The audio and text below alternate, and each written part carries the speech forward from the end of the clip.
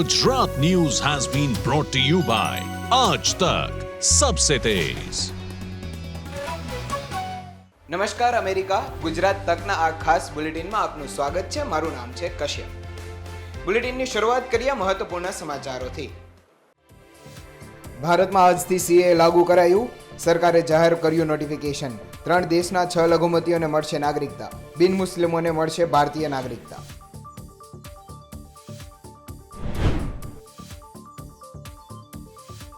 ચૈતર વસાવાએ શરૂ કર્યો ચૂંટણી પ્રચાર। કરજણમાં સભા યોજી ભરી જીતની હુંકાર। કહ્યું ચૈતર કોઈથી ડરતો નથી।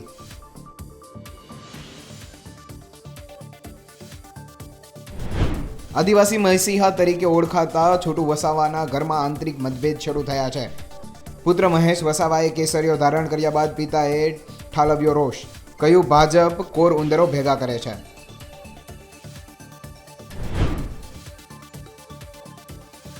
ગણતરીના દિવસોમાં ભાજપના બાકી 11 ઉમેદવારોની યાદી થઈ શકે છે જાહેર। હાઈકમાન્ડ સાથે બેઠક કરવા ભૂપેન્દ્ર પટેલ અને CR પાટીલ પહોંચ્યા દિલ્હી।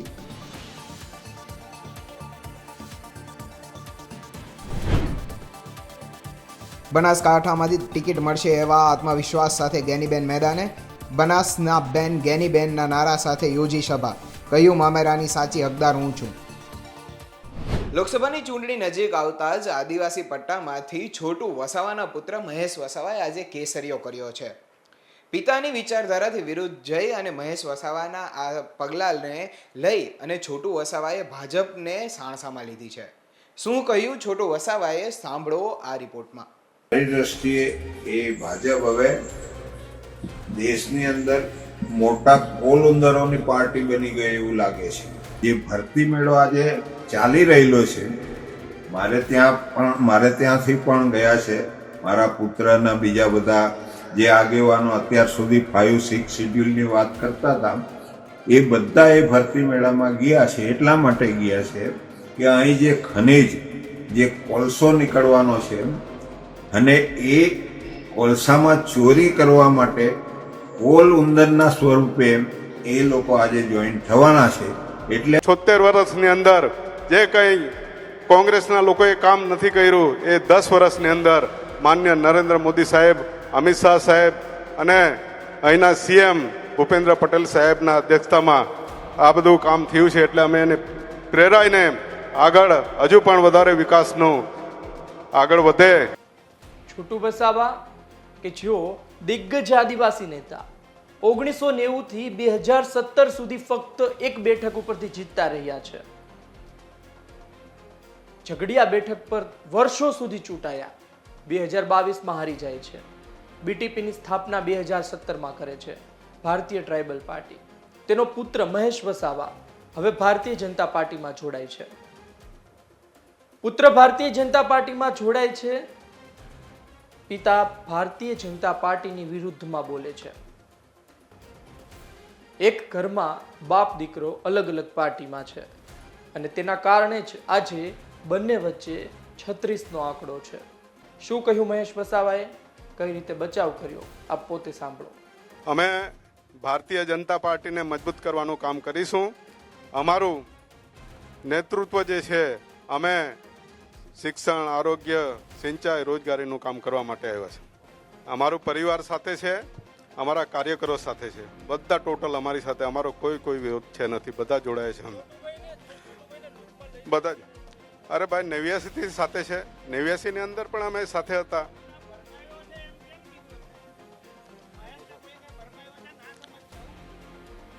એ અમારા વડીલ છે, અમને એમના આશીર્વાદ છે અને આશીર્વાદથી જ અમે આગળ વધીએ છીએ।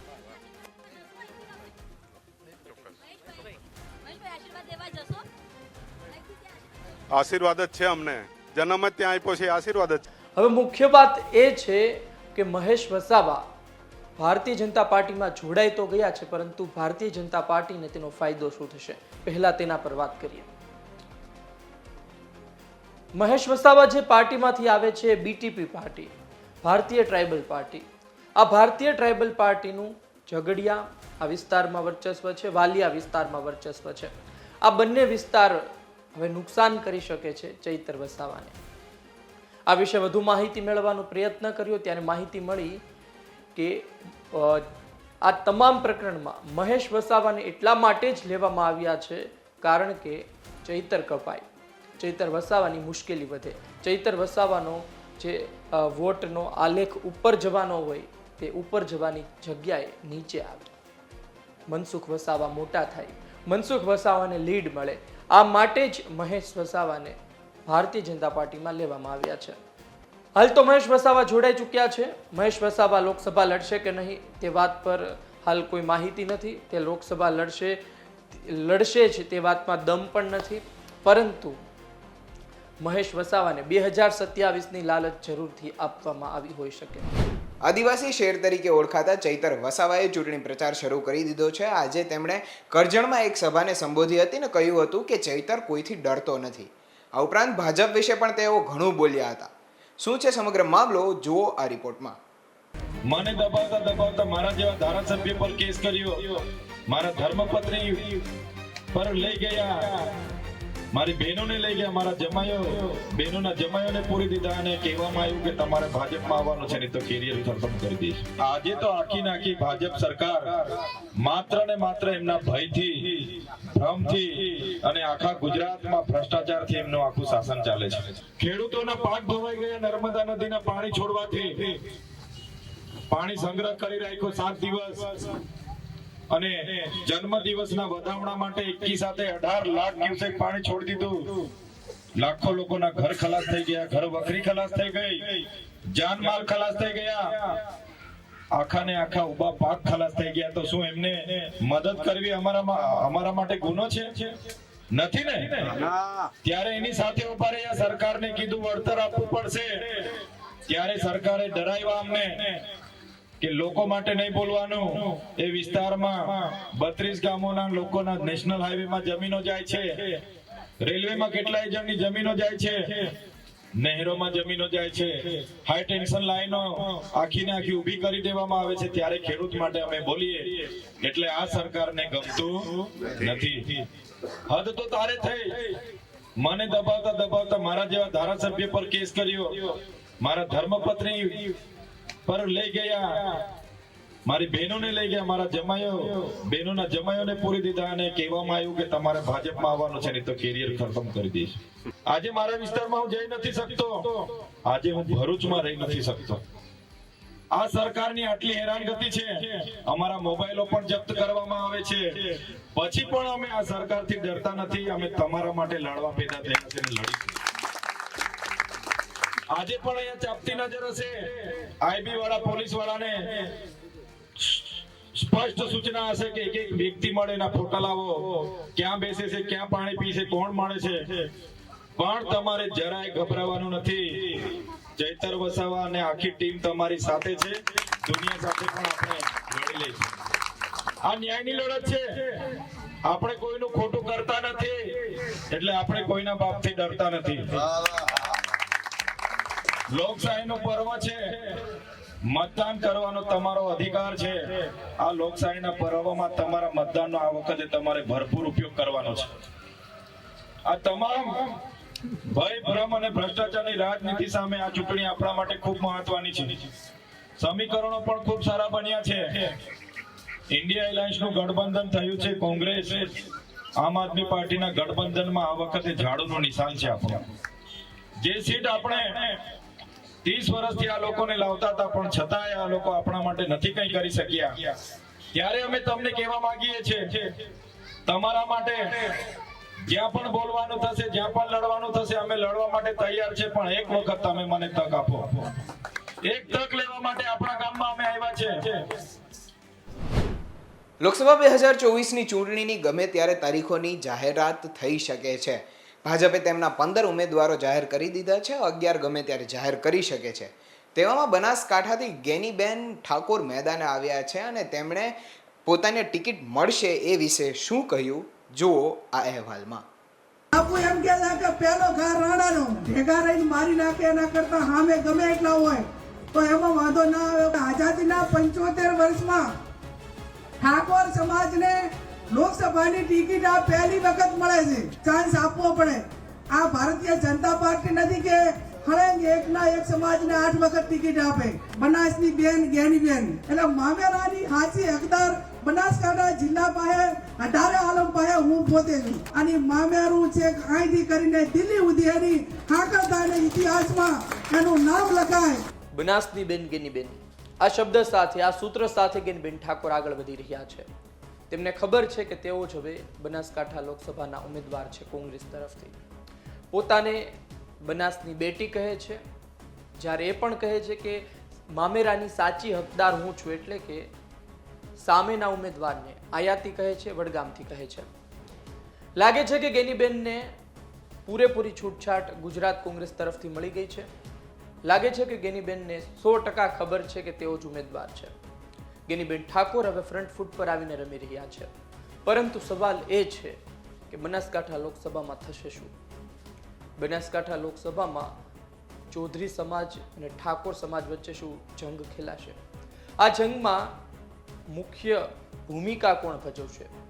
ગેનીબેન ઠાકોર જે રીતે આગળ વધી રહ્યા છે એ મુજબ શું તેઓ રેખાબેન ચૌધરીને હરાવી શકશે? શું ગેનીબેન ઠાકોરની લહેર મોદી લહેરને પણ પછાડી દેશે? શું ગેનીબેન ઠાકોર તમામ વિધાનસભામાં પરચમ લહેરાવશે? બનાસકાંઠા લોકસભાની અંદર જે વિધાનસભાનો સમાવેશ થાય છે એ વિધાનસભામાં પણ કોંગ્રેસ આજે જીવિત છે. એ વિધાનસભા વિશે વાત કરવી છે, બનાસકાંઠા લોકસભા વિશે વાત કરવી છે, પરંતુ ગેનીબેન ઠાકોરે શું કહ્યું, શું મુખ્ય શબ્દો ઉચ્ચાર્યા, એમના ભાષણમાં એવા કયા શબ્દો હતા કે જે ભારતીય જનતા પાર્ટીને વાગ્યા, રેખાબેન ચૌધરીને વાગ્યા, એ સાંભળો. બાપુ એમ કહેતા કે પહેલો ઘા રાણાનો. એક વખતની શરૂઆત મજબૂતાઈથી થઈ જાય. મહા વિધાનસભાનું ફોર્મ ભરતી વખતે એક જ દિવસે 50,000 માણસો, રિક્ષા, છકડો, હોન્ડા, ટ્રેક્ટર, હું ખુદ પણ ટ્રેક્ટર લઈને ગઈ હતી. અને ટ્રેક્ટર લઈને બાપુ એટલા માટે ગઈ કે આગેવાનો કોઈ રિહાય નહીં કે ભાઈ અમને ગાડી ના બેહાડ્યા, બધા ટ્રેક્ટરમાં બેહાડ્યા. જેટલા આગેવાનો ભાઈ આવજો ભાઈ ઉમેદવારો ટ્રેક્ટર ઉપર કોઈને રીત ના ચડે કે અમને બેને ના બેહાડ્યા. એટલે અને આપણું ખેડૂત તરીકેનું સાધન કે જે આપણા પાસે ચાવ મોટી મોટી ગાડીઓ છે, ફોર્ચ્યુનર આવી, આપણી પાસે જે વ્હીકલ છે એ હોન્ડા હોય તો હોન્ડા લઈને આવજો, રિક્ષા હોય તો રિક્ષા લઈને આવજો, ટ્રેક્ટર હોય તો, અને બધા ગીતો બહેનોને પણ લાવજો. ઢોલ નગારા હાથે ફોર્મ ભરવાનું છે, ઢીલું પૂછું નથી ભરવાનું. કોઈ પણ દીકરી હોય, અને આમ તો છોકરા બધા મીડિયામાં એમાં લખે છે બનાસની બેન જ્ઞાનીબેન. મેં સૂત્ર વાંચ્યું 2-3 વખત કીધું, કોઈ કે લખનારે ખૂબ બુદ્ધિપૂર્વક લખ્યું છે. અને બનાસની બેન જ્ઞાનીબેન કે ત્યારે આપણે 18 આલમની 36 કોમની તમામ સમાજના લોકોની એક આપણી સંસ્કૃતિ રહી છે. અને સંસ્કૃતિ એ રહી છે કે કોઈ પણ આપણી બેન હોય, આપણી દીકરી હોય, ત્યાં એને અહીંયા સારો રૂડો પ્રસંગ આવ્યો હોય ત્યારે આપણે એને ત્યાં મામેરું લઈને જતા હોય છે. એટલે પહેલી વખત એનું સંતાન પહેલું સંતાન પડે એ ટાઈમે કડા ધડા મામેરું હોય, અને બીજી વખત બધા જે મળે એ કપડાં લઈને જવાનું હોય. પણ મારું તો આ તમારું મામેરું ભરવા માટેનો આ પહેલું જ છે, એટલે કડા ધડાનું છે. કદાચ મહા વિધાનસભાના મતદારો એમ કહે કે બેન અમે 2 વાર ભર્યું છે, પણ તમારા બાકીના સમગ્ર જિલ્લાને તો પહેલી વાર જ ભરવાનું છે. અને પહેલી વાર મામેરું ભરવાનું છે ત્યારે હું મામેરા પાસે હકદાર પણ છું બાપુ. કેમ કે હું બનાસકાંઠા છું, મારો મત વિસ્તાર એ પાટણનો નથી. સામેના ઉમેદવારી આપણા મહેમાન છે, એમનો મત વિસ્તાર, એમનું વતન તો વડગામ છે, અને વડગામ એ આપણા બનાસકાંઠા અને પાટણ જિલ્લાની અંદર આવે છે. એટલે મામેરાની હાચી હકદાર બનાસકાંઠા જિલ્લા પાસે 18 આલમ પાસે હું પોતે છું. અને મામેરું એટલે કોઈ રૂપિયા નથી જોતા, હીરા નથી જોતા, મોતી નથી જોતા, પૈસા નથી જોતા. મામેરામાં તમારી પાસે વધારે 2 દિવસ માગું છું. અને 2 દિવસ એ કે એક દિવસ ફોર્મ ભરવા આવો તે દિવસે કડા ધડે આવો, અને એક દિવસ જ્યારે મતદાન કરવાનું હોય અને મતદાન આપણું 80 થી 90% થાય, આ 2 દિવસ તમે મારા રૂડા પ્રસંગ સાચવજો. અને જ્યારે પાલનપુરની અંદર મતગણતરી થાય, મતગણતરીની વખતે જ્યારે મજબૂતાઈથી પરિણામ આવે ને દિલ્હીના દરબારમાં ખબર પડે કે બનાસકાંઠાની જનતાએ, બનાસકાંઠા જિલ્લાના લોકોએ એક ગરીબ સમાજની દીકરી જે ઠાકોર સમાજની દીકરીનું મામેરું ભર્યું અને મામેરું છે અહીંથી કરીને દિલ્હી સુધી એની હાકરદાને ઇતિહાસમાં એનું નામ લખાય. આપે સાંભળ્યું ગેનીબેને શું કહ્યું, પરંતુ બનાસકાંઠા લોકસભા જીતવી આસાન નથી. એક સમયે કોંગ્રેસનો ત્યાં પરચમ લહેરાતો તો વાત સાચી છે, પરંતુ આજે સ્થિતિ અલગ છે. એક વાત તે પણ છે, કોંગ્રેસ મરી નથી ગઈ. કોંગ્રેસ બનાસકાંઠામાં જીવે છે. દાતા વિધાનસભામાં કોંગ્રેસનું રાજ છે, ત્યાં તેમના ધારાસભ્ય છે. વાવ બેઠકમાં કોંગ્રેસના ધારાસભ્ય છે. આ બે બેઠક કોંગ્રેસ પાસે છે. આ વિસ્તારમાં કોંગ્રેસનું વર્ચસ્વ છે. આ વિસ્તાર સહિત દિયોદર વિસ્તારમાં પણ કોંગ્રેસ મજબૂત છે. 2017માં ત્યાં કોંગ્રેસનું શાસન હતું, શિવાભાઈ ભુરિયા હતા. ધાનેરા વિસ્તાર છે, ત્યાં માવજી દેસાઈ અપક્ષ જીત્યા છે, પરંતુ ધાનેરા મત વિસ્તારમાં કોંગ્રેસના મતદાતાઓ છે. પાલનપુર છે, ડીસા છે, ત્યાં ભારતીય જનતા પાર્ટીના મતદારો છે, ત્યાં તેનો ગઢ છે. પરંતુ વડાપ્રધાન મોદી સાથે ભારતીય જનતા પાર્ટી મેદાને ઉતરી છે. તેની સામે ગેનીબેન ઠાકોર, શું ઠાકોર સમાજને લઈને જશે તો પણ જીતી જશે?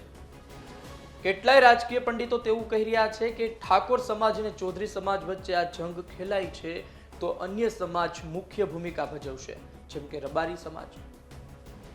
એમની મુખ્ય ભૂમિકા હશે કે તેઓ કઈ તરફ રહે છે. રબારી સમાજની મુખ્ય ભૂમિકા હશે તો રબારી સમાજના થોડા સમય પહેલાના જ કાર્યક્રમમાં વડાપ્રધાન મોદી પોતે હાજર રહ્યા હતા. કદાચ વડાપ્રધાનને પણ ખબર હશે કે આવી સ્થિતિ સર્જાઈ શકે છે અને રબારી સમાજના પ્રોગ્રામમાં હાજર રહીએ તો ખૂબ જ સારું પણ રહેશે. વડાપ્રધાનનો પોતે ભાવ પણ હોઈ શકે. વડાપ્રધાન હાજર રહ્યા હતા તો શું રબારી સમાજ વડાપ્રધાન તરફ જ રહેશે, એટલે કે ભાજપ તરફ રહેશે, કે પછી ઠાકોર સમાજ તરફ રહેશે? બનાસકાંઠા લોકસભામાં કહેવું કંઈ પણ સરળ નથી. ગેનીબેન ઠાકોર મહેનત કરી રહ્યા છે. ગેનીબેન ઠાકોર પોતાના નામથી પ્રખ્યાત છે. ગેનીબેન ઠાકોરની પોતાની એક છબી છે, પરંતુ એ છબી શું વડાપ્રધાન મોદીની છબીને નુકસાન પહોંચાડી શકશે? એ છબી શું ભારતીય જનતા પાર્ટીને બનાસકાંઠામાં નુકસાન પહોંચાડી શકશે? આ તમામ વાત છે, તમામ ચર્ચા છે, આ તમામ સવાલો છે. આવનાર સમયમાં જોવાનું રહ્યું શું થાય છે. બનાસકાંઠા લોકસભામાં ગેનીબેન ઠાકોર જીતે છે કે નહીં. ગેનીબેન ઠાકોર જે રીતે વિશ્વાસ વ્યક્ત કરી રહ્યા છે, તેમની બોડી લેંગ્વેજ જે પ્રકારની કહી રહી છે એ મુજબ તેઓ અત્યારને ફૂલ ફોર્મમાં ચાલી રહ્યા છે. તેમને ખબર છે કે તેઓ મહેનત કરશે તો જીતી પણ શકે છે. જોવું રહ્યું ગેનીબેન ઠાકોરનો આ વિશ્વાસ સાચો પડે છે કે નહીં. ડોક્ટર રેખાબેન ચૌધરી જે સામે ઉમેદવાર છે તેઓ જીતે છે તો કેટલી લીડ સાથે જીતે છે. ચૌધરી સમાજ અને ઠાકોર સમાજ વચ્ચે જંગ ખેલાય છે કે નહીં, અને આ જંગ ખેલાય છે તો મુખ્ય ભૂમિકા કયા સમાજ ભજવે છે, અન્ય કયા સમાજ મહત્વની ભૂમિકા ભજવે છે. બુલેટિનમાં હાલ સમય થયો છે એક બ્રેકનો. લઈએ એક break. Gujarat News has been brought to you by Aaj Tak Sabse Tez.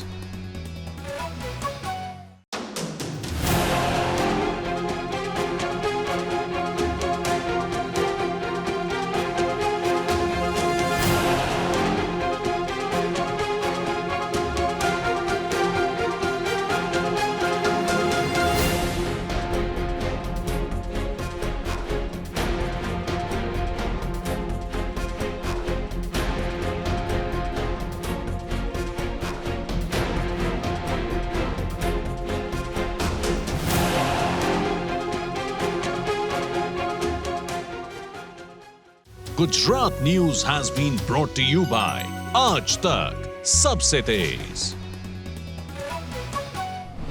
હાલ 15 ઉમેદવારો જાહેર કરી અને ભાજપે 11ના નામ બાકી રાખ્યા છે. ત્યારે રાજકોટના ઉમેદવાર પરસોત્તમ રૂપાલાએ કોંગ્રેસને શું કહ્યું અને રામ મંદિરના મુદ્દા વિશે કોંગ્રેસ પર પરસોત્તમ રૂપાલાએ અનેક કટાક્ષો કર્યા. શું બોલ્યા જુઓ આ રિપોર્ટમાં. ગુજરાતમાં લોકસભા 2024ની ચૂંટણીને લઈ અને ગણતરીના દિવસો બાકી છે. તેવામાંથી ભાજપે ગુજરાતમાં 15 ઉમેદવારોના નામની યાદી પણ જાહેર કરી છે, જેમાંથી રાજકોટ બેઠક પરના ઉમેદવાર પરસોત્તમ રૂપાલા જાહેર સભાઓને સંબોધી રહ્યા છે. તેમાંથી એક સભાને સંબોધતા દરમિયાન કોંગ્રેસને તેમણે સાણસામાં પણ લીધી હતી અને તેમણે કહ્યું હતું કે રામ મંદિરમાં કર્મની કઠણાઈવાળા હોય તે લોકો ના આવ્યા, અમે તો આમંત્રણ મોકલ્યું હતું. આ ઉપરાંત તેમણે સ્ટેચ્યુ ઓફ યુનિટી વિશે પણ ઘણી વાતો કરી છે. તમે પણ સાંભળો પરસોત્તમ રૂપાલાના આ નિવેદનને. અમારી સામે તો આક્ષેપો હતા, તો ભારતીય જનતા પાર્ટી સામે તો કે આ લોકો ચૂંટણી આવે તે જ રામ મંદિરની વાત લઈને આવે છે. રામલલા હમ આએંગે, મંદિર વહીં બનાએંગે, તારીખ નહીં બતાએંગે. આવું બધું અમે સાંભળતા હતા. તારીખ આવી ગઈ, તારીખે આવી ગઈ, નોતરાય મોકલ્યા, કરમની કઠણાઈ વાળા આવ્યા નહીં.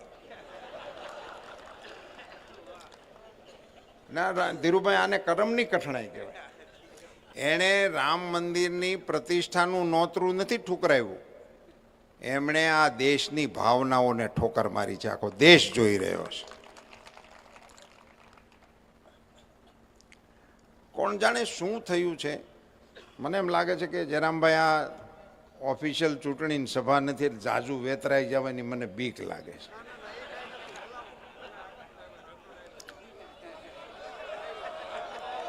જય હો, તમારી સમજદારીને ધન્યવાદ.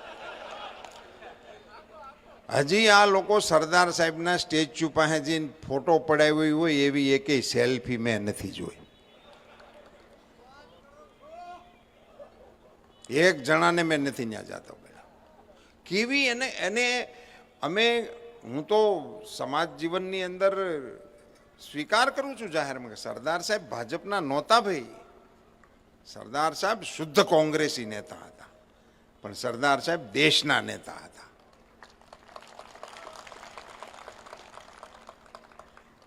એમનું તમે તો કાંઈ ન કર્યું. મોદી સાહેબે સરદાર સાહેબના વ્યક્તિત્વને છાજે એવડી પ્રતિમા બનાવી. એક જ ટાઇટલ આપી શકે. એનું વર્ણન તો ઘણું બધું છે ને જે લોકોએ જોયું છે અને બધાને એમાં વર્ણનમાં જવાની જરૂર નથી, પણ દુનિયામાં સૌથી ઊંચી મૂર્તિ અમારા સરદાર સાહેબની છે એમ કહેવાનું આપણને સદભાગ્ય મળ્યું. હજી ન્યા નથી આંટો મારતા. બોલો, એમાં હું વાંધો છે એ મને નથી સમજાતું. તો સરદાર સાહેબમાં ન જતા હોય, રામમાં હેના આવે. એના ધોખા ન કરાય. ખેર, ચૂંટણી આવે એટલે આરોપ પ્રત્યારોપ થતા હોય છે અને પક્ષ વિરોધ પક્ષ બંને તરફથી જોર લગાવતા હોય છે.